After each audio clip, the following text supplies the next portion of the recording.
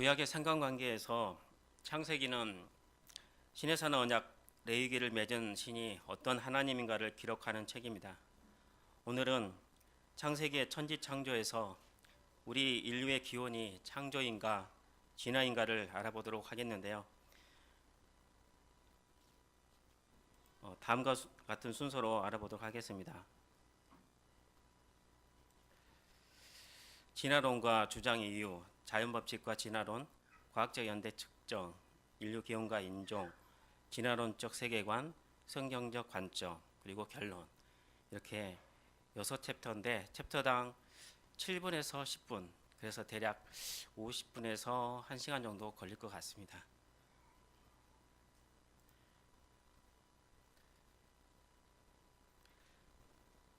먼저 성경 말씀을 다 함께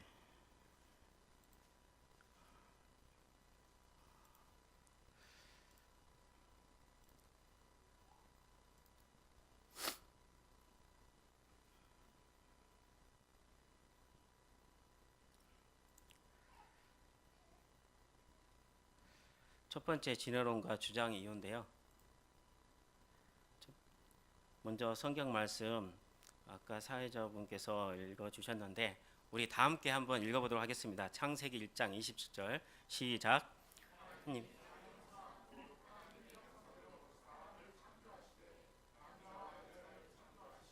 네, 창세기 2장 7절 말씀 다 같이요. 시작.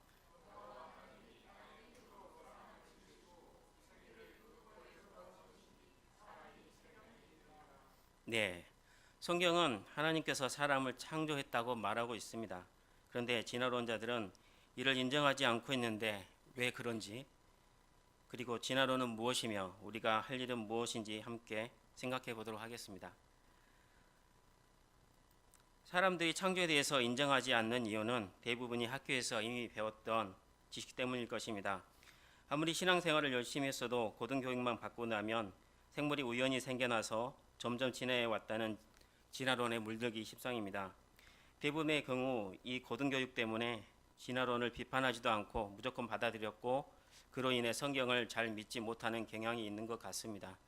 그러면 세상 사람들은 왜 진화론을 주장할까요? 진화론은 우주와 그 가운데 있는 모든 생명체들이 자연에 내재되어 있는 어떤 움직이는 원인에 의해 저절로 존재하게 되었다는 소위 자존 철학에 근거하고 있습니다. 최초의 생명체들은 단순하고 하등하며 원시적이었는데 시간이 경과할수록 점차 복잡하고 고등한 존재로 진화되었다고 봅니다.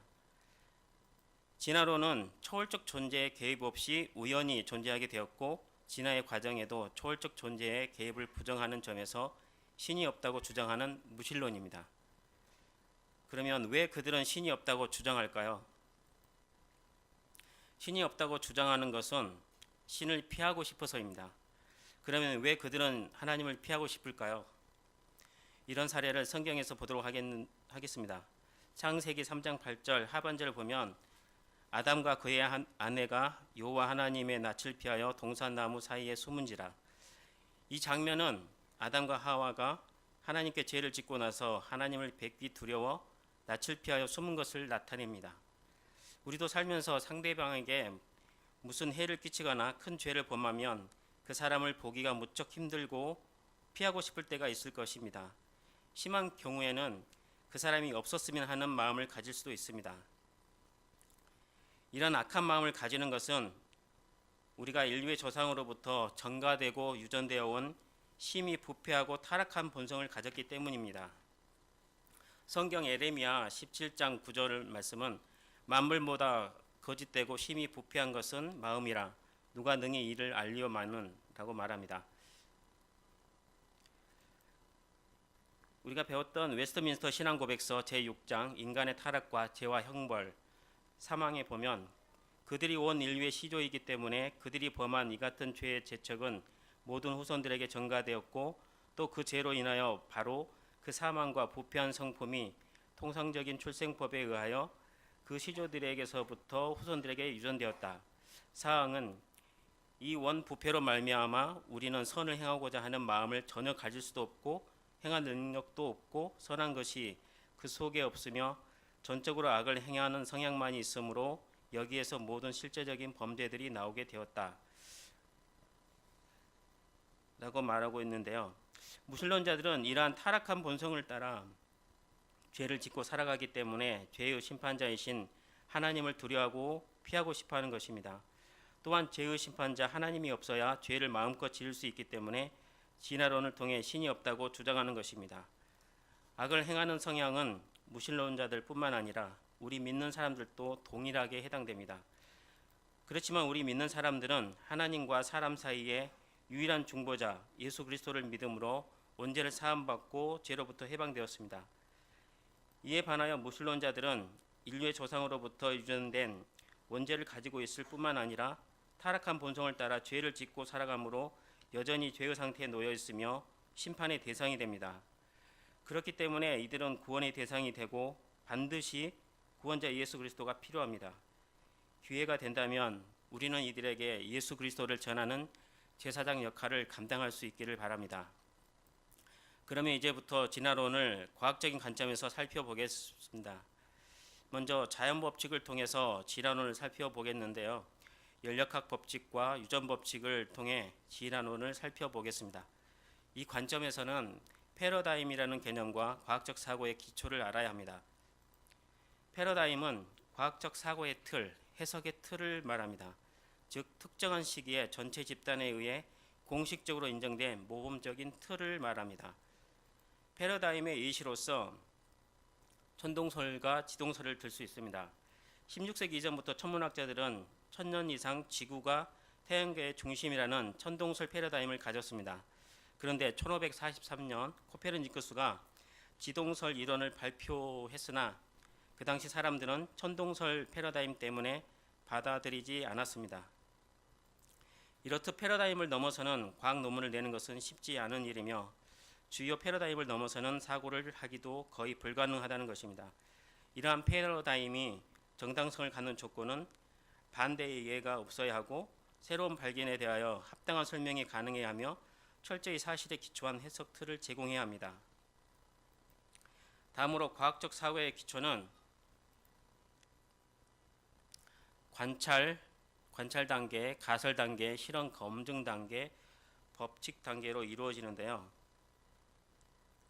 이런 과정을 통해 발례가 없고 논리적으로 타당하며 기존 법칙에 위배되지 않을 때 법칙으로 정립하는 것입니다. 그런데 진화론은 관찰이 없이 등장한 가설이며 가설에 맞춰지는 관찰 결과를 내놓는 과정으로 이루어지므로 진화론 성립이 불가능하고 객관적 자료보다 패러다임이 앞서 있다는 것입니다.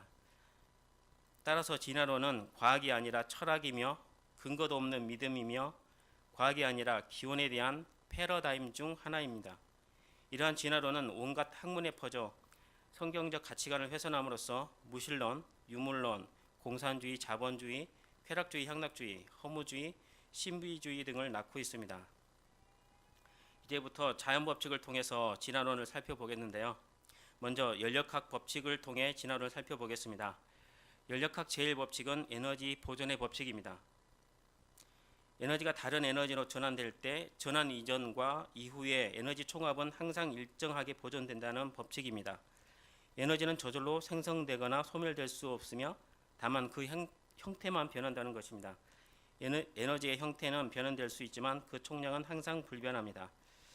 아인슈타인의 상대성 이론, 질량, 에너지 등가 원리를 예로 들면 물질이 보유한 에너지는 그 물질의 질량의 빛의 속도의 제곱을 곱한 것과 같습니다. 즉 에너지와 물질은 근본적으로 같은 것이며 물질은 곧 에너지에 해당함을 의미합니다.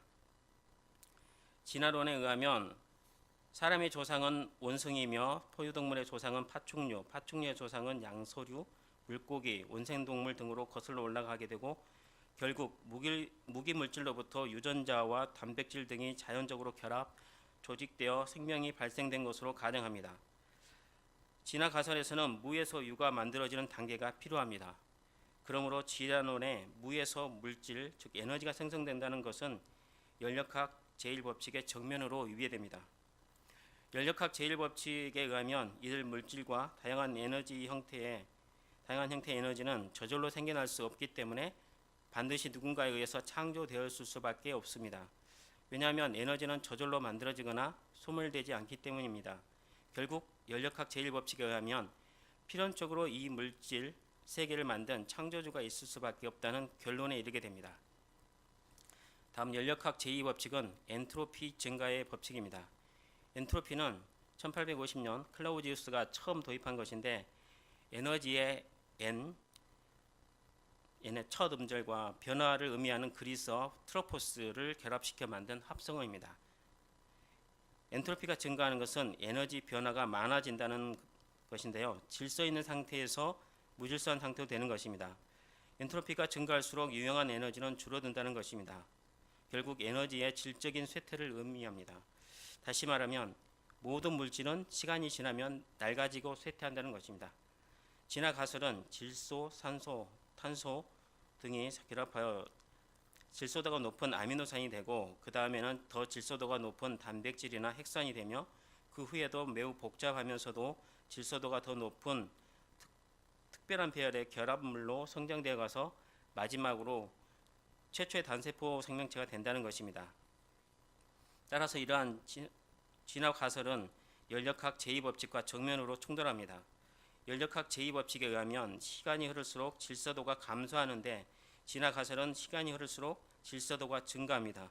따라서 연력학 제2법칙의 정면으로 위배됩니다. 이러한 사실은 최초로 화학 진화 가설을 세운 소련의 생화학자 오파린도 시인한 바 있습니다. 정리하면 진화론은 과학사에서 가장 잘 증명된 연력학 법칙과 상치되고 위배된다는 것입니다. 다음으로 진화론과 유전 법칙에 대해서 살펴보겠습니다. 1865년 멘델은 식물 잡종에 관한 연구라는 논문을 발표했습니다. 멘델의 유전 법칙은 한 세대에서 다음 세대로 유전 정보가 전달되는 데는 일정한 질서가 있으며 그 종의 유전 인자에 포함된 정보 내에서만 변이가 가능하고 새로운 것은 생기지 않는다는 것입니다. 용불용설 1809년 라마르크가 동물 철학이라는 책을 발표하면서 주장한 학설입니다. 동물의 기관에서 잘 쓰이는 것은 점점 발달하고 반대로 잘 쓰이지 않는 것은 퇴화하는데 이런 변화의 결과는 자손에게 유전되며 이런 과정이 여러 대를 지나면서 거듭되면 조상보다 훨씬 나은 다시 말해 진화된 종이 된다는 것입니다. 다음으로 적자생존 또는 자연선택설인데요. 1859년 다윈은 자연선택에 의한 종의 기원을 발표하며 환경에 가장 잘 적응하는 개체들이 살아남아서 그들의 자손을 낳게 된다고 주장했습니다. 따라서 이러한 다윈의 진화론은 멘델의 유전 법칙과 충돌합니다. 19세기 말엽 독일의 바이스만은 교미하기 전에 생쥐의 꼬리를 잘라줌으로써 꼬리 없는 생쥐를 만들어 보려는 실험을 했습니다. 그는 연속적으로 20세대에 걸쳐 생쥐의 꼬리를 잘라주었지만 마지막 세대까지도 조선과 똑같은 길이의 꼬리를 가진 생쥐가 태어남을 보았습니다. 이러한 그의 실험은 후천적 획득 형질이 유전되지 않는다는 것을 증명한 최초의 시도였습니다.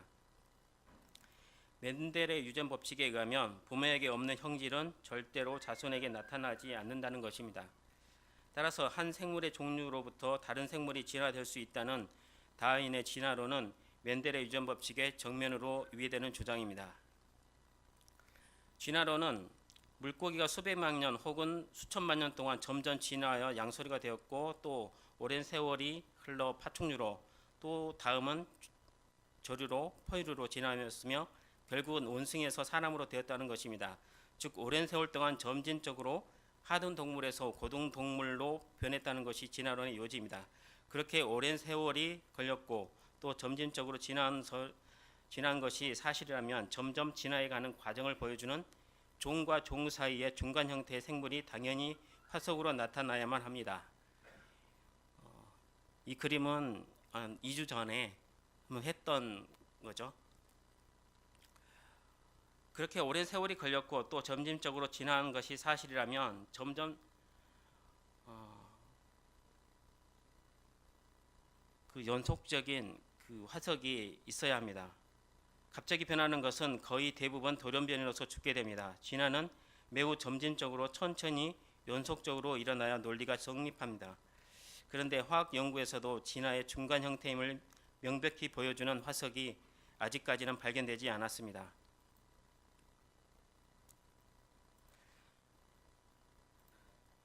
뉴스위크는 과학란에 이렇게 기록하고 있습니다. 과학자들이 종 사이를 연결하는 전이 형태의 화석을 찾으려고 하면 할수록 더 낙담하게 된다. 화학 기록에서는 중간 형태의 전이 화석이 없는 것이 법칙이다 라고 말입니다. 현대 종합이론의 권위자로 알려진 아얄라는 화석학자들이 말하는 것처럼 작은 변이들이 축적되지 않는다는 사실을 이제 확신한다 라고 했습니다. 이처럼 진화론에 대해 반론이 제기되자 진화론자들은 1980년 10월 16일부터 19일까지 미국 시카고 미시간 호수가에 있는 자연사 필드 박물관에서 세계적 권위를 가진 진화론자들 160여 명이 모여서 대진화라는 주제로 학회를 열었습니다. 진화론적 생물학자 루이는 사이언스지에 경론이 일어나고 있는 진화론이란 제목으로 발표를 했는데요. 요약하면 소진화가 일어난다고 하여 그것을 연장해서 대진화가 일어난다고 할 수 없다는 것입니다. 하버드 대학의 굴도 교수는 생물 진화는 장기간에 걸친 점진적 변이가 축적되어 일어난 것이 아니라 수백만 년 동안 서서히 변화하다가 몇 세대 동안 갑작스럽게 도약하여 새로운 종류의 생물이 생긴다는 평형 파괴 이론을 제시하였습니다. 급격한 유전자의 변화로 괴물이 나올 수도 있으므로 이 이론은 괴물 이론이라고도 부릅니다. 그러나 이러한 괴물은 지금까지 한 번도 관측되거나 실험실에서 만들어진 적이 없었습니다. 새로운 괴물 이론은 종래의 점진적 진화를 부인하고 갑작스럽게 새로운 종이 출현한 것으로 소진화가 쌓여서 대진화가 일어날 수 없음을 인정한 것입니다. 다음으로 과학적 연대 측정에 대해 살펴보겠습니다. 창조론과 진화론의 논쟁을 고찰하려고 할 때 가장 중심적인 사안의 하나는 연대에 관한 것입니다. 연대에 대한 논의 중에서도 방사성 동위원소의 생성과 붕괴 속도를 이용해 연대를 산출하는 방사성 동위원소 연대 측정법은 연대 논쟁의 출발점이 핵심이라고 할 수 있습니다. 방사성 연대 측정법은 암석 중에 포함되어 있는 방사능 물질이 일정한 속도로 붕괴한다는 사실을 이용해서 그 암석의 생성 연대를 측정하는 방법입니다. 먼저 방사성 원소들이 붕괴하는 반감기는 안정적일까요? 만일 반감기가 외부적인 자극들, 즉 높은 온도나 압력, 강한 전장이나 자장, 습도나 여타 다양한 환경에 의해 상당히 변한다면 방사성 연대는 신뢰도에 문제가 생깁니다. 방사성을 띤 모 원자의 숫자를 n, 모 원자가 붕괴하여 생긴 자원자의 숫자를 n-라고 한다면 자원자는 모 원자의 2의 마이너스 t분의 0.693t승을 곱한 것으로 주어집니다. 여기서 스몰 t는 경과한 시간이고 라지 t는 반감기를 나타내는데요. 반감기는 지수 부분에 들어가기 때문에 조금만 변해도 계산 결과에 큰 영향을 미칠 수 있습니다. 그러면 과연 방사성 동위원소의 반감기는 환경에 따라 변할까요? 여기에 대답하기 위해서는 우선 방사능이 원자와 원자 사이의 반응으로 인한 것이 아니라 핵 내부에서의 반응으로 인한 것임을 유의해야 합니다. 즉 핵을 이루고 있는 중성자, 양성자, 중간자 등과 같은 핵자들이 개입되어 있는 반응이라는 점입니다. 이러한 핵자들을 묶어주고 있는 핵력, 즉 결합 에너지는 메가 일렉트론 볼트 단위로 측정되며 일반적으로 7 내지 9 메가 일렉트론 볼트 내외입니다. 그러면 방사성 동위원소들이 지각의 구성 과정에서 받을 수 있는 열이나 압력, 자장 등의 에너지는 얼마나 될까요? 여기에 대해서는 대부분 10 일렉트론 볼트 미만임이 잘 알려져 있습니다. 예를 들면 에너지 E와 절대 온도 T의 관계는 볼츠만 법칙 E는 3kT로 표시됩니다. 여기서 K는 볼츠만 상수로서 8.62 곱하기 10의 마이너스 5승 일렉트론 볼트 K 값을 갖습니다. 지표면이나 지각에서 생각할 수 있는 최고의 온도로서 섭씨 만도씨를 가정한다고 해도 이 온도는 2.67 일렉트론 볼트로서 10 일렉트론 볼트를 넘지 않습니다. 이런 정도의 에너지는 원자나 분자들 간의 반응에는 영향을 미치지만 핵자들의 반응에는 별 영향을 미치지 않는다고 할 수 있습니다. 그러므로 현재 지구 표면이나 지각 내에서 일어나는 현상에는 방사성 동위원소의 반감기에 큰 영향을 미칠 만한 요인은 거의 없다고 할 수 있습니다. 방사성 연대 측정에 많이 사용하는 원소들 중에서 레늄 5%, 류테튬 3%, 베릴륨 3% 이런 것 등을 제외하고는 반감기가 2% 이내에 정확도로 잘 알려져 있습니다. 그리고 이러한 반감기는 수십만 년에 걸쳐 변화하지 않은 것으로 알려지고 있습니다. 결국 방사성 연대 측정은 연대를 측정하는 비교적 신뢰할 수 있는 방법이라고 할 수 있습니다. 다음으로 미국의 화학자 윌라드 프랭크 리비가 발명한 방사성 탄소 C14 연대 측정법입니다.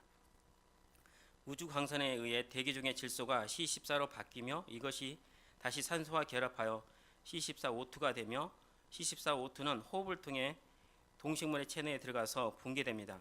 생물이 살아있는 동안에는 생체 내에 유입되는 C14O2와 붕괴되는 C14O2의 양이 평형을 이루고 있으나 일단 죽어서 호흡이 멈추게 되면 붕괴만 일어나고 유입은 일어나지 않습니다. 살아있을 때의 평형치를 기준으로 남아있는 C14O2의 양을 측정하면 그 생물의 연대를 측정할 수 있다는 것입니다. 랜디 와이송은 이에 대한 문제점을 몇 가지 제기했는데요. 예를 들면 살아있는 달팽이의 껍질을 C14 방법으로 측정한 연대는 2300년이 걸렸다거나 자라는 나무를 측정해 보니 1만 년으로 나왔다거나 갓 잡은 물개가 1300년으로 된 것으로 측정된 것 등입니다. 그런데 이러한 경우는 예외적인 결과로서 부정확한 가정 때문에 생기는 오차라는 것입니다. 그럼 이런 예외적인 탄소 연대들이 전체 탄소 연대 결과에서 차지하는 비율은 얼마나 될까요? 여기에 대해서 대체로 2% 미만으로 알려져 있습니다. 그나마 중요한 결과의 경우에는 대부분 부정확한 데이터가 나온 원인이 밝혀져 있습니다. 비록 2%의 예외적인 결과가 있다고 해도 나머지 98% 이상의 다른 결과들이 정확하다면 우리는 그 연대 측정을 신뢰할 수 있다고 할 수 있습니다. 오랜 지구론자들은 이러한 방법을 이용해 지구의 나이를 대략 45억 년 내외라고 보고 있습니다. 진화론은 하등 동물에서 고등 동물로 진화하는데 아주 오랜 세월이 필요합니다. 따라서 아주 오랜 세월을 측정할 수 있는 과학적으로 검증된 방사성 동위원소 측정법이나 C14 측정법을 이용하는 것입니다. 그러나 이러한 과학적 측정 방법을 동원해서 측정해도 진화를 증가할 만한 화석이 발견되지 않았다는 것입니다. 다음으로 인구 증가율입니다. 인구 증가율은 인류의 연대에 대한 힌트를 제공합니다. 미국의 헨리 모리스는 다음과 같은 방정식을 사용하여 세계의 인구 증가를 계산하였습니다. Pn은 2 C의 n-x 플러스 1승 C의 x-1승 곱하기 C-1.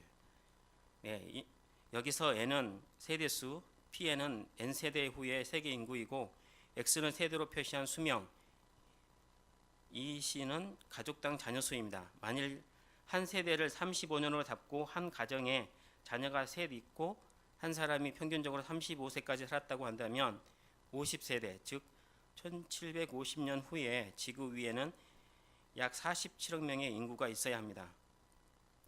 오늘날의 인구인 약 65억이 되는데 불과 2000년이 채 걸리지 않는 것입니다.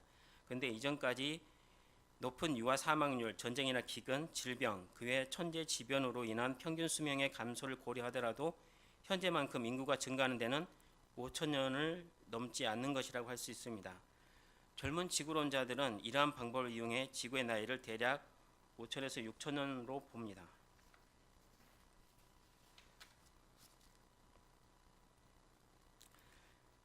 다음으로 인류의 기원에 대해서 보도록 하겠습니다. 오늘날 진화론에서는 인간이 원숭이에서 진화했거나 원숭이와 동일한 조상을 갖는다고 합니다. 그리고 이 사실들을 증명하는 화석 증거들을 라마피테쿠스, 오스트랄로피테쿠스, 호모 에렉투스, 네안데르탈인, 크로마뇽인 등으로 분류하여 제시하고 있습니다. 진화론에서는 원숭이로부터 현대인까지의 모든 형태들을 유인원이라고 부르고 그 중에서 사람과 사람의 진화 조상을 통틀어 호미니드라고 부릅니다. 현대 생물에서 인류에 대한 분류 체계는 종속, 과목, 각문계로 분류합니다. 진화論자들은 이러한 분류를 할 수 있다는 사실 자체가 진화를 증거하는 것이라고 주장합니다.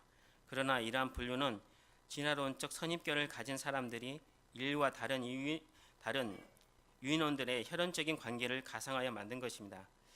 가성적으로 만든 분류표인데도 많은 사람들이 인류가 다른 유인원들과 진화적 관계를 가진 것처럼 오해하는 것은 진화론자들이 증명되지도 않은 이론을 사실인 것처럼 주장하기 때문입니다. 원숭이에서 사람으로 진화된 계통들은 자료가 충분치 않아 진화론자들 간에도 여러 가지 학설이 있습니다. 이것은 부분적으로 진화 기준이 불분명하기 때문입니다. 원숭이로부터 사람으로 진화 과정을 설명할 때는 치아의 배열 형태, 두개골의 용적, 안면 경사각 등이 주요한 해석 기준이 되어 왔습니다. 오래된 치아의 화석들이 원래 모습 그대로 보존되어 발굴되는 경우는 드뭅니다. 대부분 여러 조각으로 부서져서 발굴되기 때문에 이들을 재구성할 때 세심한 주의가 필요합니다. 따라서 부정확하게 해석될 가능성이 높습니다. 한 예로 라마피테쿠스는 1977년 이전에는 좀 더 사람에 가깝게, 이후에는 좀 더 원숭이에 가깝게 재구성되었습니다. 또한 현존하는 사람들도 머리 모양에 따라 서로 다른 치아의 배열 형태를 갖는 점을 들 수 있습니다. 유인원의 진화 순서를 안면의 경사각이나 모양에 따라 설명하는 경우가 많습니다. 즉, 원숭이에 가까울수록 안면 경사가 완만하며 사람에 가까울수록 수직 형태로 변해간다는 것입니다. 그러나 오늘날 발굴되는 대부분의 유인원 화석의 안면 경사각은 현존하는 사람이나 원숭이들의 무리로부터 찾아낼 수 있는 변이의 한계를 넘지 못하고 있습니다. 또한 진화론자들은 눈두덩이의 두께도 진화의 기준으로 사용하곤 합니다. 그러나 화석으로 발견되는 두개골의 눈두덩의 변화도 현존하는 인종들 간에 존재하는 변화의 정도를 넘지 못하고 있습니다. 두개골의 용적은 가장 중요한 진화의 기준으로 사용되었습니다. 실제로 현존하는 유인원과 인간은 두개골의 용적이 다릅니다. 그러나 두개골의 크기를 진화의 기준으로 사용할 때는 남자와 여자의 차이, 어린아이와 어른의 차이, 종족마다 다른 두개골의 크기 등이 고려되어야 합니다. 화석은 골격만을 보여주고 생존 시 실제 형태와 근육 및 신경계통은 보여주지 못하므로 화석을 보고 생물의 나이, 성별 등을 추정하는 것은 쉽지 않습니다. 특히 오래돼서 신체의 일부분만이 화석으로 나오거나 화석들이 부서진 조각으로 나올 때 그것으로 화석의 생전 모습을 재구성하는 데는 상당한 오차가 있을 수밖에 없습니다. 인류의 기원을 연구하는 사람들마다 재구성한 모습이 전혀 다른 것은 흔히 있는 일입니다. 지금까지 살펴본 바와 같이 사람이 유인원으로부터 진화했다는 진화 가설은 중간 형태의 화석이 발견되지 않으므로 확정된 것이 아닙니다. 지금까지 진화론자들에 의해 원숭이와 사람의 중간 형태라고 인용되던 많은 화석들을 자세히 검토해보면 원숭이가 아니면 사람이었지 결코 원숭이와 사람의 중간 형태의 동물은 아닌 것으로 알려지고 있습니다. 앞에서 말씀드린 바와 같이 뉴스위크즈는 화석 기록에서 중간 형태가 발견되지 않는 것은 하나의 법칙이다 라고 했습니다. 즉 원숭이와 사람 사이의 중간 형태뿐 아니라 모든 생물의 종 사이를 연결하는 중간 형태도 없는 것이 화석 기록상의 법칙이라는 것입니다. 그리고 화석은 그 종류대로 출토되고 있습니다. 이러한 사실은 점진적인 진화를 주장하는 진화론보다는 모든 종이 처음부터 각기 종류대로 창조되었다고 하는 창조론의 주장과 일치합니다. 다음은 인종에 대해 살펴보겠습니다. 우리가 한 조상으로부터 어떻게 황인, 백인, 흑인으로 나올 수 있을까요? 우리는 태양빛을 받고 사는데 태양빛에는 자외선이 담겨 있습니다. 자외선은 세균을 죽이는 장점도 있지만 피부를 나쁘게 만드는 단점도 있습니다.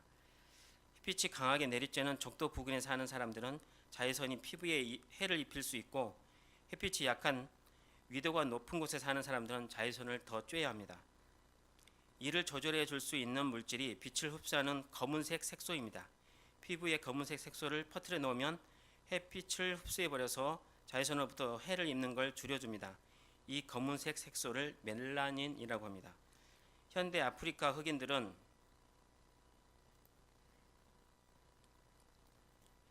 대부분이 까만 피부인데 이는 멜라닌 세포가 피부 표면의 50% 정도를 덮고 있기 때문입니다. 멜라닌 세포의 양이 중간이면 황색이 되고 적으면 백색이 됩니다. 자, 그렇다면 만약 흑인이 멜라닌 세포가 적다면 흑인도 하얀 피부를 갖고 태어날 수 있을까요? 네, 흑인도 멜라닌 세포가 없으면 백인보다 더 창백한 피부를 가질 수 있습니다. 그런 현상을 백색증이라고 부릅니다. 유전 법칙에 따르면 색깔이 강한 것을 우성, 약한 것을 열성이라고 합니다. 흑인을 우성, 백인을 열성으로 해서 살펴보도록 하겠습니다. 남녀 한 쌍이 결혼하면 우성과 열성이 한 개씩 섞이는 것입니다. 네, 우성을 라지 M, 열성을 스몰 m으로 보자면 여성이 라지 M 우성이고요. 여기 남성이 열성입니다. 이 둘이 결혼하게 되면은 어떻게 될까요? 이렇게 나옵니다. 백색도 흑색도 아닌 이런 중간색이 나타난다는 것입니다. 문제는 완전 흑인이 아니라는 것이죠. 이런 피부를 가진 사람이 아담이었다면 어떻게 저런 검정의 흑인이 나올 수 있을까요? 이런 것을 퍼넷 스퀘어를 통해 계산해 볼 수 있습니다. 이런 피부색을 뮬레토 브라운이라고 합니다. 구릿빛 피부색입니다. 이런 뮬레토 브라운을 가진 순수 남자와 순수 여자가 결혼하면 어떤 일이 발생할까요?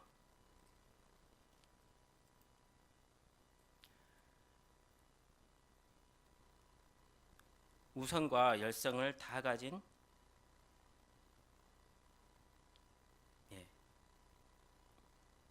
이런 사람이 된다는 것입니다. 바로 남자의 우성과 여자의 우성, 여기 보면은 남자의 우성과 여자의 우성이 합쳐지면 완전히 우성인 흑색이 되고, 여자의 열성과 남자의 열성이 합쳐지면 이렇게 완전히 열성인 백색이 된다는 것이죠.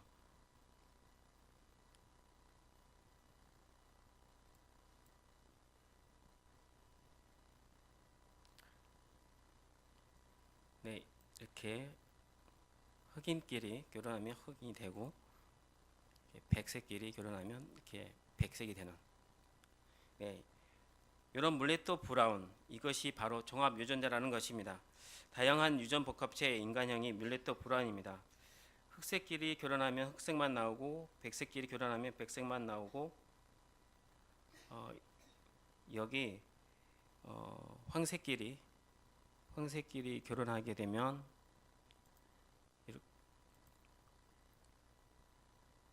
이렇게 황색이 나온다는 것이죠. 그래서 아담은 순수 흑인도, 순수 황인도, 순수 백인도 아니었다는 것입니다. 그래서 아담은 반드시 뮬레토 브라운이어야 합니다. 그래야 흑인, 백인, 황인 모두가 다 가능합니다. 아시아는 황인, 아프리카는 흑인, 유럽은 백인이 많은 것은 이동해서 정착한 원년 조상이 각각 황인, 흑인, 백인이었다는 것이죠.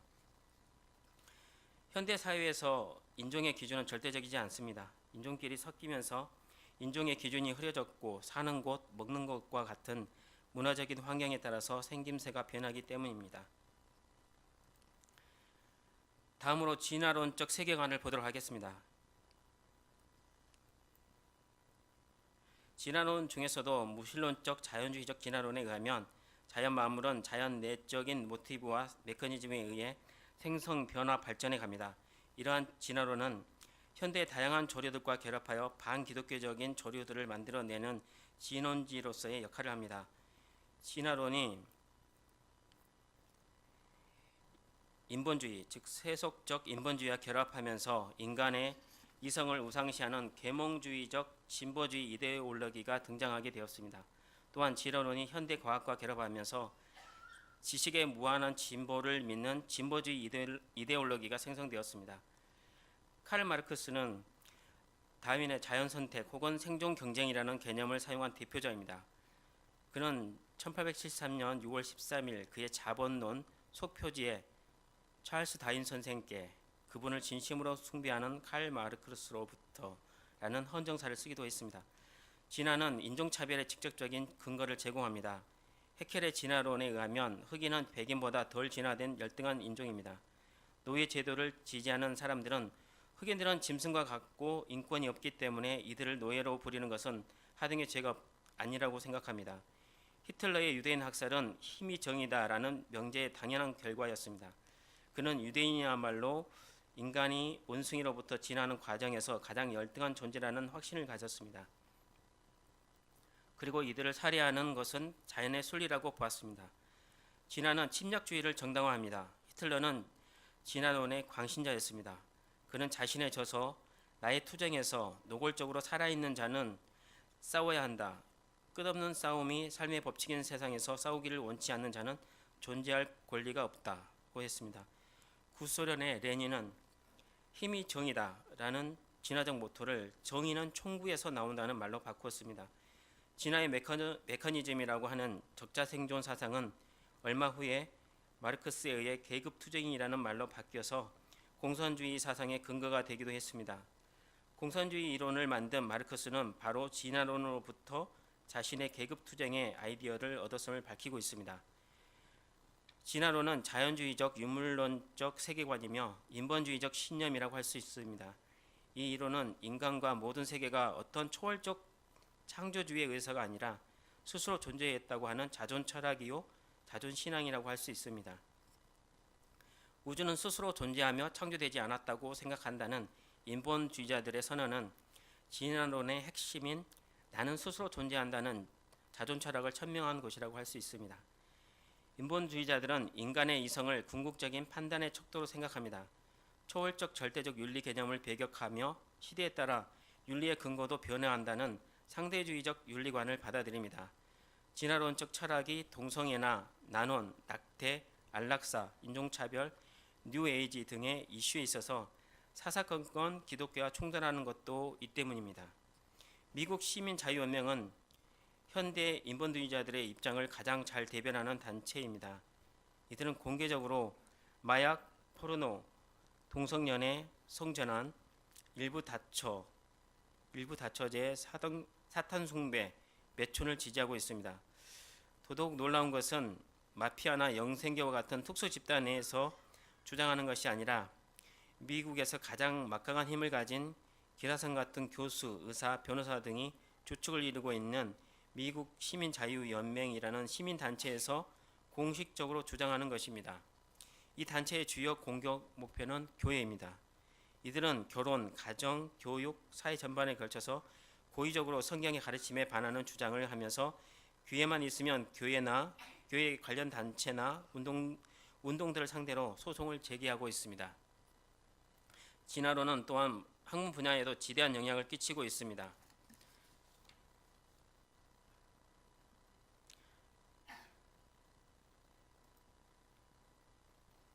문학에서는 미국의 작가 잭 런던의 소설, 영국 극작가 버너드 쇼의 희곡, 시인 테니슨의 시에서조차 인류 진화의 영향이 나타납니다.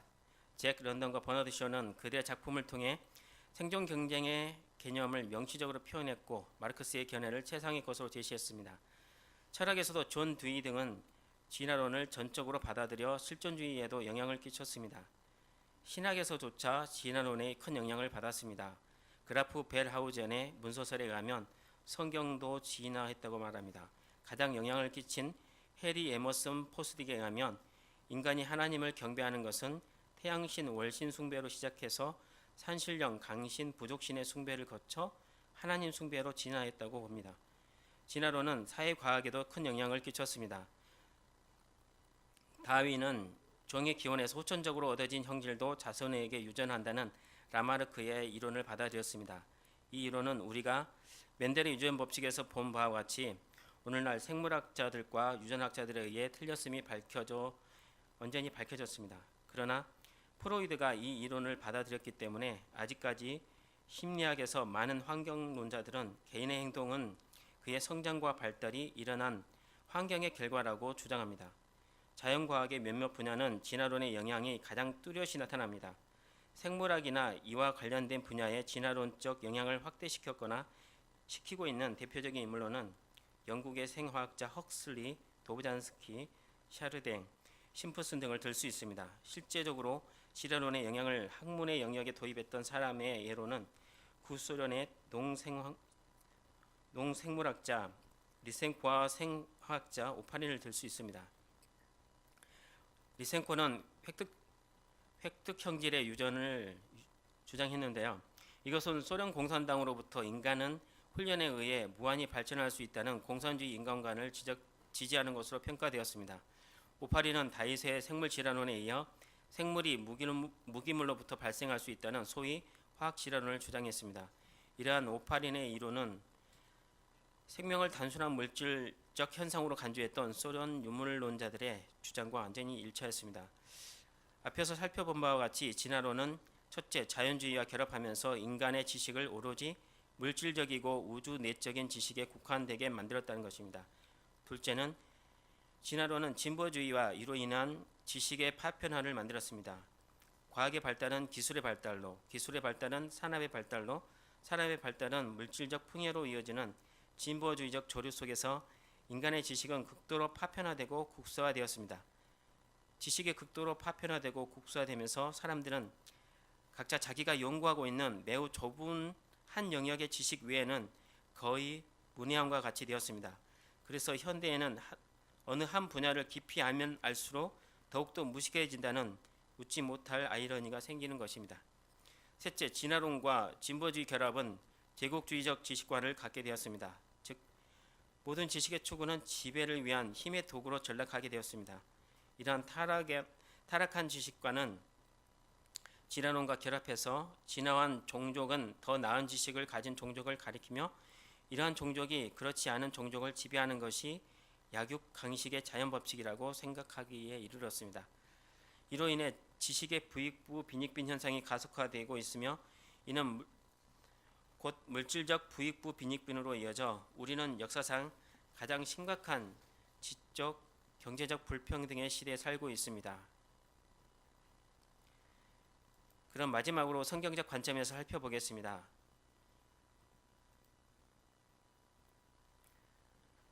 우리가 처음에 읽었던 창세기 1장 27절인데 이제 다시 한번 읽어보도록 하겠습니다. 창세기 1장 27절 시작.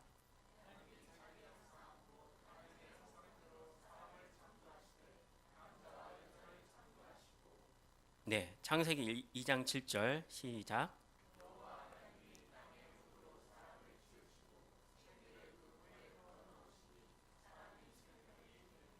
네, 성경과 진화론자들은 인간을 지상에서 가장 최고등한 피조물로 보고 있는 점에서 피상적으로나마 견해를 같이 하고 있습니다.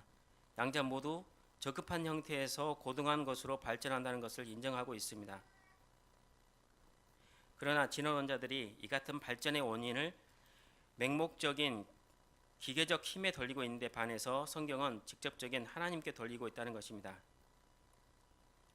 인간은 끈적끈적한 진흙으로부터 점진적으로 드러나는 것이 아니라 흙의 진료와 영을 함께 융합하여 생명체로서 존재케 한 하나님의 직접적인 행위에 의해 창조되었다는 것입니다. 인간의 신체적 특성들과 비슷한 것을 가진 피조물로는 원숭이 말고도 또 다른 것들이 있었을 것입니다. 그러나 하나님께서 그의 성령을 받아들일 만한 그릇으로 만들었던 그 흙 속에 성령을 불어넣기 전에는 어떤 종류의 인간도 결코 존재하지 않았습니다. 우리는 인류가 어떤 저급한 종에서 기원한 것으로 볼 수가 없습니다. 물론 성경에는 하나님께서 어떻게 인간의 신체를 빚어 만드셨으며 그렇게 빚어 만드시는데 시간이 얼마나 걸렸는가 하는 것은 기록되어 있지 않습니다. 성경이 우리에게 말해주고 있는 것은 하나님께서 그 그릇에 성령을 불어넣는 그 순간에 사람이 존재케 되었다는 것입니다. 그리고 우리가 꼭 기억해야 할 것은 진화론적인 학설과는 대조적으로 사람이 존재하기 시작한 바로 그때에 고도로 진보된 지성적인 존재가 있었다는 것입니다. 인간의 생활이 처음에는 동굴 인간의 생활이었을 것으로 생각하고 있지만 사실은 전혀 그렇지 않습니다.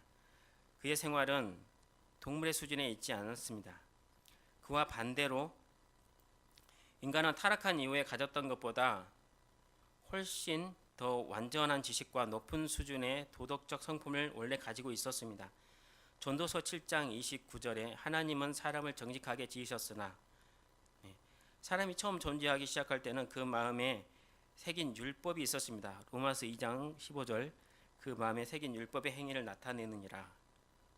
그렇다고 해서 인간의 지식에 진보가 없다거나 또는 아인슈타인이 아담보다 더 많은 것을 알았다는 것을 부인하는 것은 결코 아닙니다.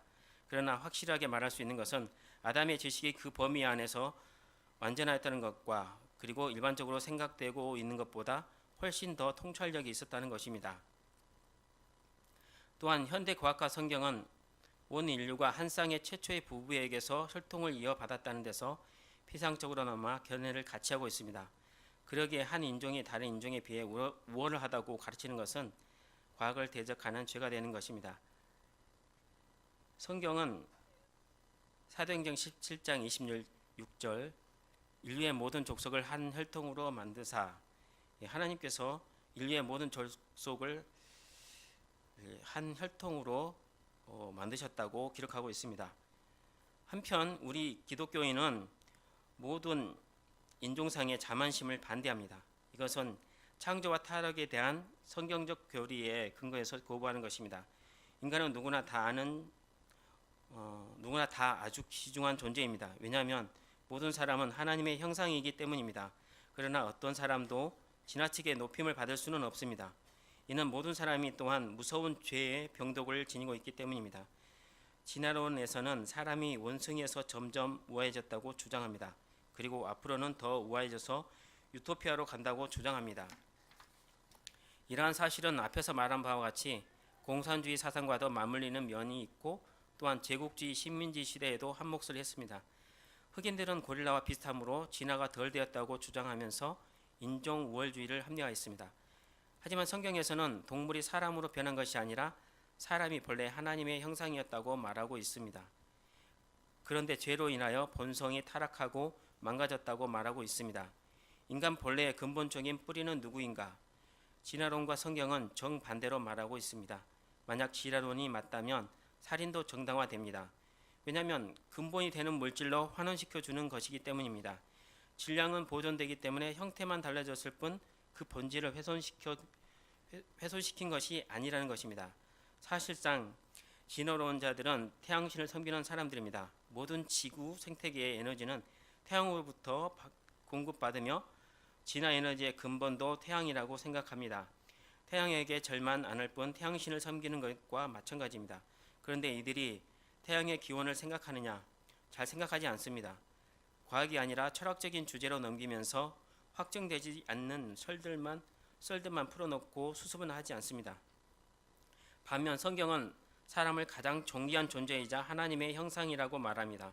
그래서 사람은 누군가를 죽이면 죄를 짓게 되는 것입니다. 창세기 9장 6절 다른 사람의 피를 흘리면 그 사람의 피도 흘릴 것이니 이는 하나님이 자기 형상대로 사람을 지으셨음이니라. 출애굽기 20장 13절 살인하지 말라. 마태복음 5장 21절 옛사람에게 말한 바 살인하지 말라. 누구든지 살인하면 심판을 받게 되리라 하였다는 것을 너희에게 들었으나, 성경대로라면 사람은 하나님의 형상이므로 사람을 죽이면 하나님께 죄를 짓는 격이 됩니다.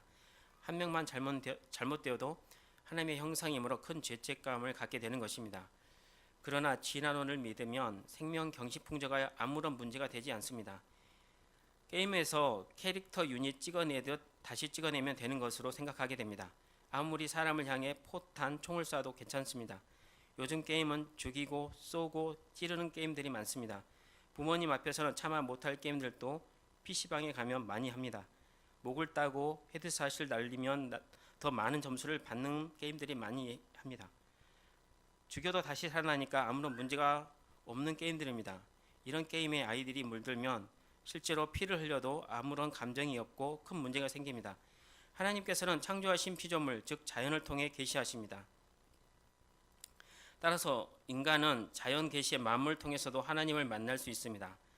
과학은 창조주를 증명합니다. 과학을 통해 피조 세계를 연구하면 창조 원리를 발견하게 됩니다. 시편 19편 1절 하늘이 하나님의 영광을 선포하고 공창이 그의 손으로 하신 일을 나타내는도다. 하나님께서 창조하신 자연은 하나님의 영광을 선포하고 그의 하신 일을 나타내고 있습니다. 이 말씀에서도 하늘과 땅에 있는 모든 것이 참 하나님이 계시다는 것과 그는 영광스러우시고 그가 만물의 창조주요 통치자시라는 것과 우리는 그의 피조물이라는 것을 말하고 있습니다. 그런데 진화론 자들은 이를 인정하지 않고 진화 가설을 통해 거짓말을 하고 있습니다. 성경에서도 로마서 1장 25절에 이를 말하고 있습니다. 이는 저희가 하나님의 진리를 거짓 것으로 받고 피조물을 조물주보다 더 경배하고 섬김이라. 주는 곧 영원히 찬송할 이시로다. 아멘. 이들은 왜 그런다고 했나요? 네, 이들은 죄로 인하여 본성이 타락하고 망가졌기 때문입니다. 인간의 타락한 상태에 관하여 말해주고 있는 자연 계시는 하나님의 속성들을 선포할 뿐만 아니라 사람들의 모든 불의와 불경건에 대한 하나님의 진노를 계시하고 있습니다. 이것에 대하여 자연 계시가 이전에는 증거할 필요가 없었습니다. 왜냐하면 그때는 사람들의 불의나 불경건이 없었기 때문입니다. 자연 계시가 그렇게 증거하고 있다는 것을 성경으로 알 수 있습니다. 이로써 자연이 인간의 우둔함과 멸망의 증거가 되었습니다. 질서 있고 평화로운 인간의 본래의 환경이 모든 면에서 하나님의 선하심을 증거했던 것처럼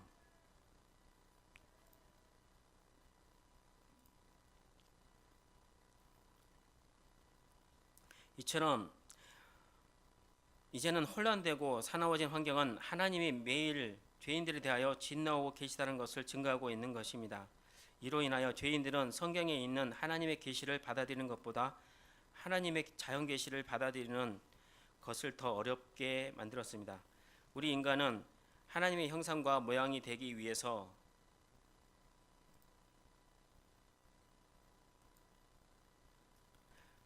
두 가지가 필요합니다. 첫째, 우리의 존재가 하나님의 것과 같아야 하고, 둘째, 우리의 뜻이나 목적이 하나님의 것과 또한 같아야 하는 것입니다. 우리의 존재는 선택의 문제가 아닙니다.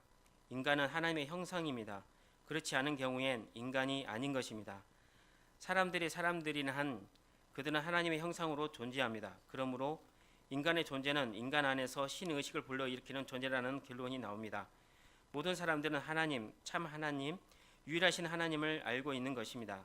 사람들은 하나님을 알 만한 능력이 있을 뿐만 아니라 실제적으로 그를 알고 있으며 하나님을 모른 체하고 넘길 수가 도저히 없는 것입니다. 자연 계시는 참 하나님이 계시며 인간의 존재는 전적으로 하나님께 의존하고 있다는 사실을 죄악된 인간에게 끊임없이 선포하고 있습니다. 그러므로 하나님께 대한 반역을 계속하기 위해서는 인간이 그 상황에 대해 자신에게 거짓말을 할 수밖에 없는 것입니다. 불의로서 진리를 막으려 하는 것입니다. 로마서 1장 18절 하나님의 진노가 불의로 진리를 막는 사람들의 모든 경건하지 않음과 불의에 대하여 하늘로부터 나타나나니. 그러나 진리를 불의로 막는 이 같은 행위는 전적으로 죄 때문이며 자연계시의 부족함이 있기 때문이 결코 아닙니다. 전적으로 부패한 사람도 높은 지능을 가져 복잡한 사상 체계들을 생각해내거나 자연의 신비들을 깊이 탐구할 수 있습니다. 그의 지능은 죄로 말미암아 멸절되거나 무력해지지 않는다는 것입니다. 그러나 부패한 사람의 지능으로는 항상 오류를 범하게 됩니다. 구속받지 못한 사람들은 창조주보다는 피조물을 경배하며 섬깁니다. 그들은 그 자신 또는 피조 세계의 어떤 것을 궁극적인 문제 해결점으로 삼는 것입니다. 모든 사상이 하나님의 말씀에 겸손하게 순복하는 데서 출발하지 않고 다른 데서 출발하기 때문에 필연적으로 그 마음의 생각의 모든 계획이 항상 악할 뿐이게 됩니다. 인간은 죄인일지라도 강한 감정을 가질 수가 있습니다. 이러한 죄인들의 감정은 이 세상 것들에 집착되어 있고 창조주에게는 관심이 없습니다. 그래서 성경은 로마서 3장 11절 깨닫는 자도 없고 하나님을 찾는 자도 없고 라고 말하고 있습니다. 이제 결론입니다.